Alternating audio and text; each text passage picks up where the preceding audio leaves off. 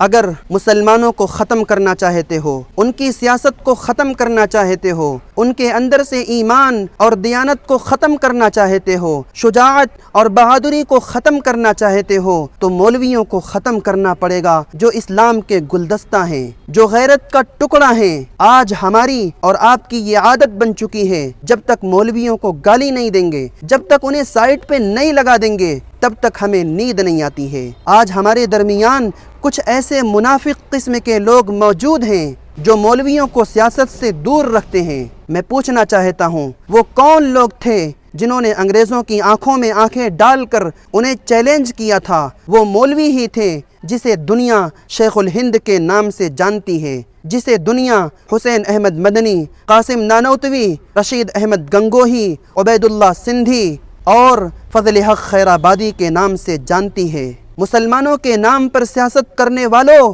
کان کھول کر سن لو، آج اگر مسلمانوں کے اندر تھوڑا بھی ایمان موجود ہے تو ان مولویوں کی محنت کی وجہ سے ہے۔ تم مولویوں کو سیاست سے ونچت کر کے، انہیں سیاست سے دور کر کے اپنی سیاست کو چمکانا چاہتے ہو۔ یاد رکھنا، یہ تمہارا وہ خواب ہوگا جو کبھی بھی شرمندہ تعبیر نہیں ہو سکتا ہے۔ اس ویڈیو کو اتنا شیئر کرنا کہ یہ ویڈیو ویسی صاحب اور اختر الایمان صاحب تک پہنچے۔ شکریہ۔